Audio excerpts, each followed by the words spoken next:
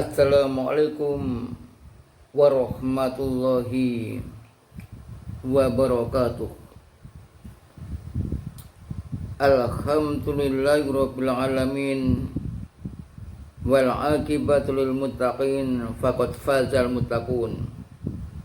Asyhadu an la ilaha illallah wahdahu la syarikalah wa asyhadu anna Muhammadan abduhu wa rasuluh. Allahumma sholli wa sallim ala asyrafil anbiya'i wal mursalin wa ala alihi wa ashabihi ajmain. Amma ba'du. Alhamdulillah, Allah telah memberikan berbagai macam nikmat kepada kita. Tentunya telah kita rasakan. Oleh karena itu, jika kita bersyukur dan bertambah syukur, insya Allah, Allah pun akan menambah nikmatnya kepada kita semua. Mudah-mudahan sholawat serta salam tetap terlimpah kepada baginda Rasulullah SAW yang telah memberikan bimbingan suri tauladan sehingga kita istiqomah di dalam menjalankan agama Islam dan istiqomah di dalam bersandar kepada Allah Subhanahu wa Ta'ala. Pemirsa yang berbahagia, tentu kita kenal akan seorang ulama besar yang termasuk tabi'in, Hasan Al-Basri. Beliau adalah ulama besar, generasi setelah sahabat yang luas ilmunya. Bahkan Wasil bin Atha, tokoh Mu'tazilah, mengaku dirinya murid Hasan Al-Basri. Suatu hari seseorang datang kepada Hasan Al-Basri mengeluhkan tentang musim paceklik yang panjang dan penghasilannya menurun. Maka dijawab oleh beliau,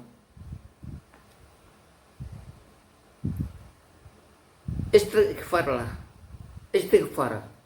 minta ampunlah kepada Allah agar masa paceklik itu segera berlalu.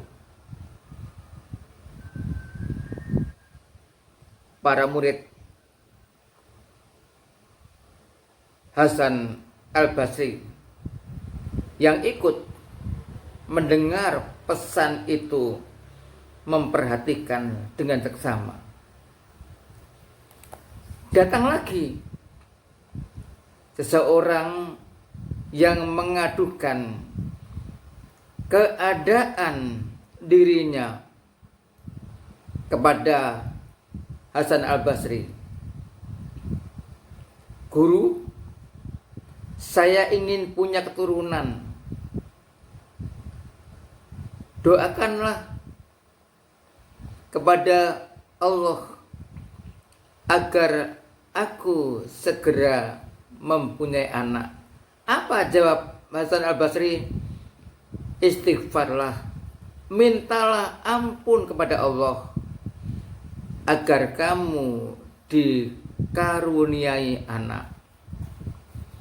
Wah, murid beliau semakin heran. Ada dua pertanyaan, tapi dijawab dengan satu jawaban yang sama. Kemudian datang lagi orang yang ketiga pada Hasan Al-Basri. Orang itu mengeluh tentang tanamannya yang tidak kunjung berbuah. Hasan Al-Basri lalu mengatakan, memberi pesan, istighfarlah, mohon ampunlah kepada Allah agar tanamanmu cepat berbuah. Para murid Hasan Al-Basri tentu terheran-heran. Loh, sudah ada 3 pertanyaan.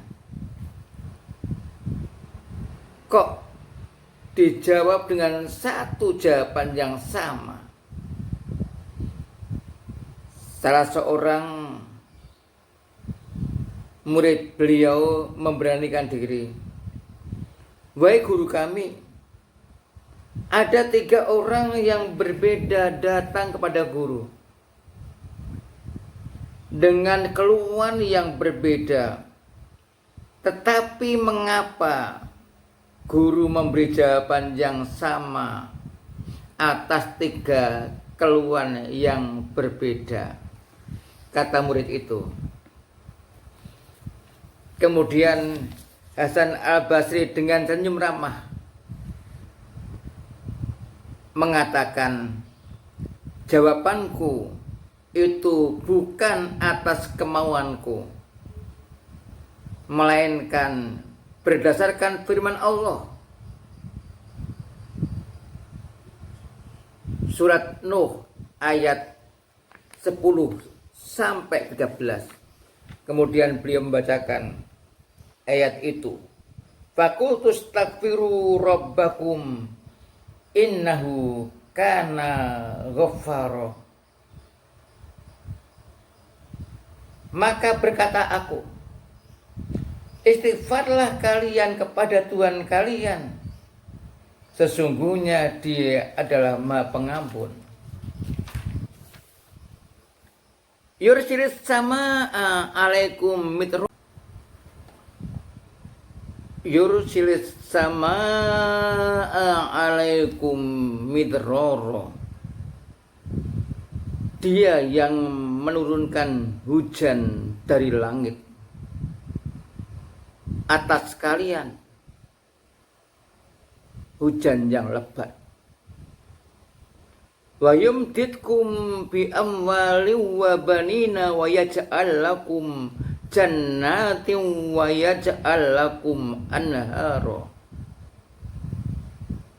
Dia yang memperbanyak bagi kalian dengan harta-harta dan anak-anakmu, dan Dia menjadikan bagi kalian kebun-kebun dan menjadikan bagi kalian sungai-sungai.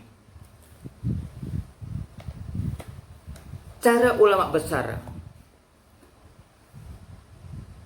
Hasan Al-Basri menjawab keluhan umatnya sungguh menarik. Ia memfokuskan pada satu kata kunci, yaitu istighfar atau minta ampun kepada Allah. Al-Qurtubi dan Ibnu Katsir menyatakan bahwa ayat ini merupakan bukti bahwa beristighfar dan bertaubat akan menyebabkan bertambahnya rezeki dan keturunan serta hujan turun yang membasahi bumi yang gersang. Jika suatu negara banyak bencana-bencana termasuk kegersangan yang lama, seolah ayat ini menggugah agar penduduknya, pemimpinnya segera bertobat, beristighfar kepada Allah Subhanahu wa taala. Hamka dalam tafsir Al-Azhar memberi komentar tentang ayat ini bahwa ampunan Allah adalah cahaya hidup Jika Allah memberi ampunan, segala pekerjaan menjadi mudah, dada pun lapang dan hidup terang benderang. Zaman kita ini adalah sebuah zaman yang padat dengan keluhan dan amat sedikit beristighfar. Banyak orang-orang yang mengeluh, tapi sedikit mereka yang mau beristighfar. Kesulitan yang dialami tidak pernah dicari mengapa terjadi kesulitan. Negara yang terus diterpa bencana tidak pernah dicari mengapa bencana terus datang. Yang ada hanya pendapat itu peristiwa alam biasa. Nah, mudah-mudahan dengan apa yang pernah disampaikan oleh Hasan Al-Basri ini mengetuk hati kita agar kita semua terbiasa beristighfar, baik pribadi maupun masyarakat, kalau ingin negara kita itu banyak mendatangkan terang benderang, banyak kemudahan atau musim kering tidak terlalu panjang. Dan memang Nabi Muhammad SAW selalu mengajarkan, setelah sholat wajib kita diperintahkan untuk istighfar 3 kali. Itu mananya kita hendaklah memperhatikan istighfar, selalu mengoreksi kekurangan kita. Mengapa bisa terjadi? Maka kita tidak menyalahkan orang lain, kita mohon kepada Allah, minta ampun kepada Allah, kemudian kita mohon petunjuk kepada Allah agar apa yang kita lakukan itu selalu mendapat ridho dari Allah Subhanahu wa taala.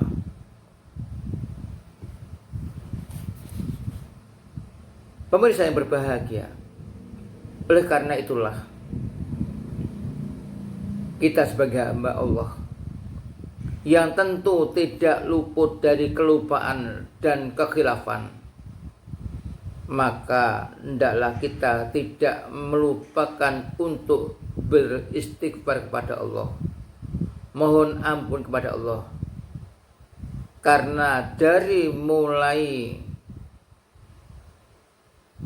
kita melakukan istighfar, koreksi diri dengan mohon ampun kepada Allah atas kekurangan, insya Allah Allah pun akan memberikan petunjuknya, karena Allah memang Maha Pengampun dan Allah memang Maha Petunjuk.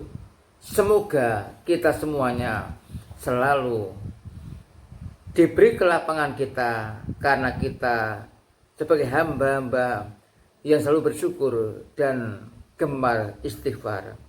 Demikian kajian singkat, mudah-mudahan dapat bermanfaat bagi kita semuanya, keluarga kita, sehingga kita sama-sama dalam ridha Allah Subhanahu wa taala di dunia maupun di akhirat. Assalamualaikum warahmatullahi wabarakatuh.